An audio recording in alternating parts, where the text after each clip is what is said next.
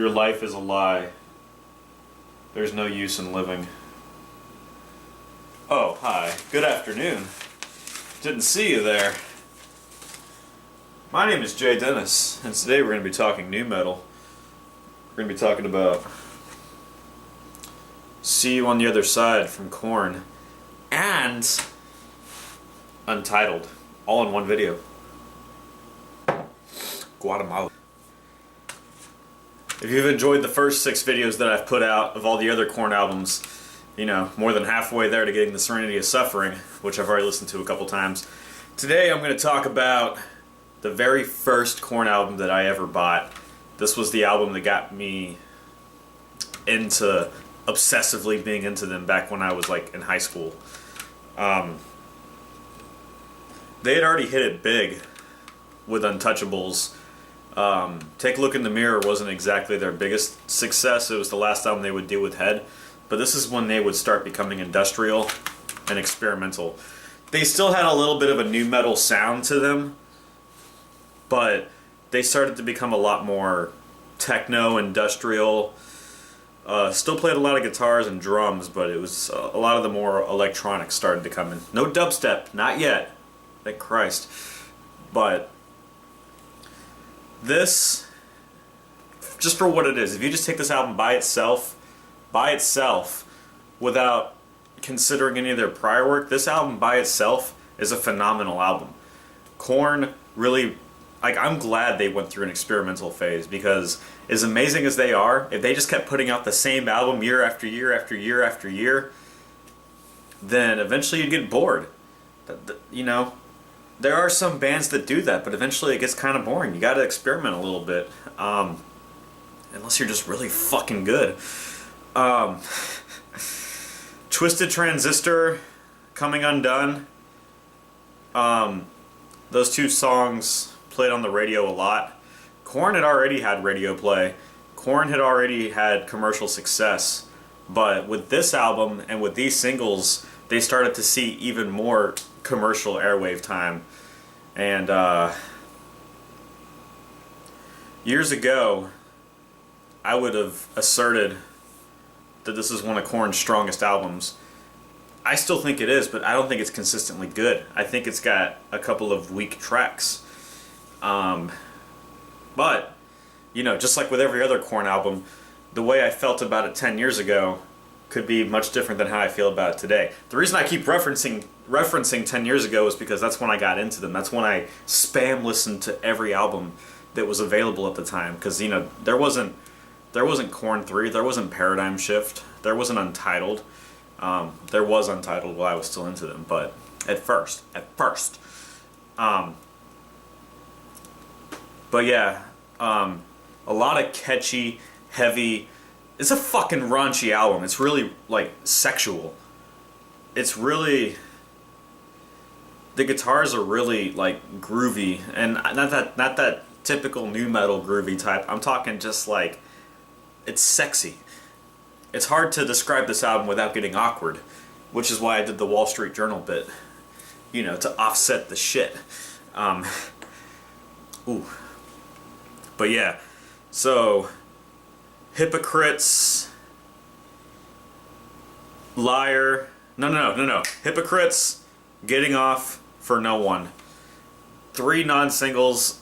Thought those were the best tracks of all time, at least off this album. That's how I still feel about it. I thought Politics was like one of the catchiest songs ever written. As good of a song as Twisted Transistor is, I don't think it's their strongest single, not even off this album. Coming Undone itself is a stronger single. I used to cover that on guitar back when I was 16. But then you have all your slower, more electronic based songs like Open Up, Love Song, Throw Me Away. That's 3 songs in a row that aren't heavy. I think they're all long songs. They're all like 5-6 minutes long. But it just really, Jonathan Davis just really shows his versatility in the vocals. Seen It All and Tearjerker. Tearjerker is a very powerful ending. It's sad. Great song.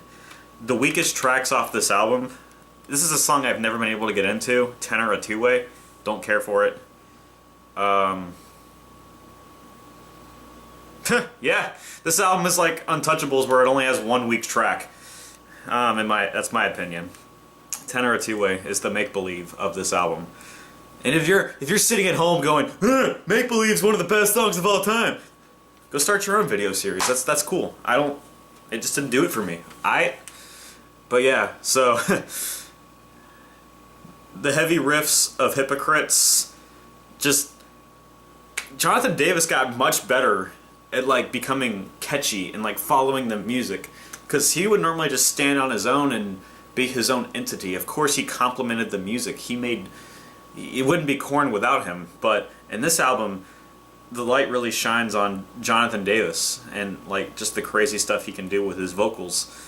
Not a lot of heaviness coming out of him, but like just the raunchy, clean vocals that he does are really complementary to the different type of guitar work that you hear out of this.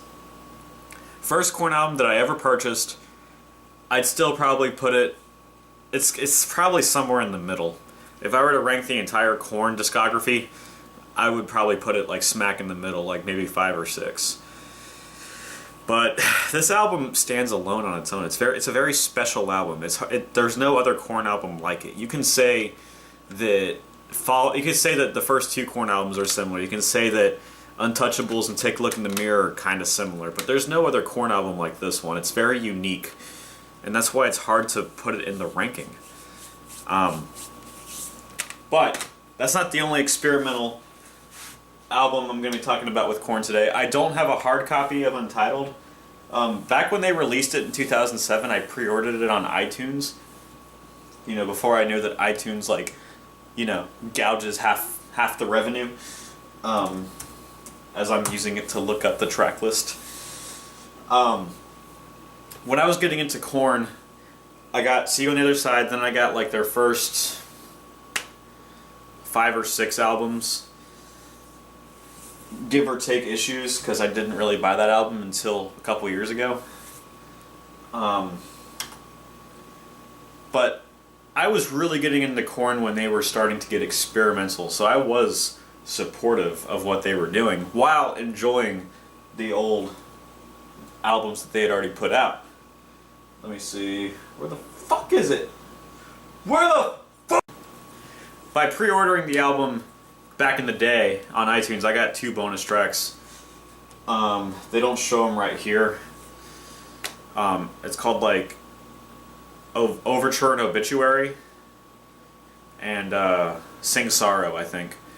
Overture and Obituary is one of my favorite tracks. It's a bonus track, one of my favorite tracks off of Untitled. I saw Korn, the first time I saw Korn live was Family Values 2007, fresh off of releasing Untitled. And that was an amazing concert. Of course they played old material, they slayed it. It didn't matter at the time that Head wasn't there, they still put on a solid show. The thing about Korn is they can be great with or without certain members, but as soon as they bring one of those members back, they're automatically back to their amazing selves. That's why Serenity is Suffering is a successful album, but that's for another video. Untitled. It's got an odd intro, but it really describes the direction that they're going with this experimental phase of theirs.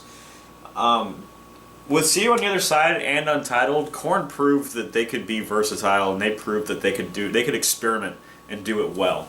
They showed that they could take a non-NuMetal alternative metal side and still roll with it and make it sound unique and still make it somewhat heavy. A lot more singing, not very, like little to no screaming. My favorite tracks off Untitled are Bitch We Got a Problem, because the bridge is actually pretty heavy. I love the song Kiss. It's not a heavy song, it's a soft song, but I love it. It's a really well written track.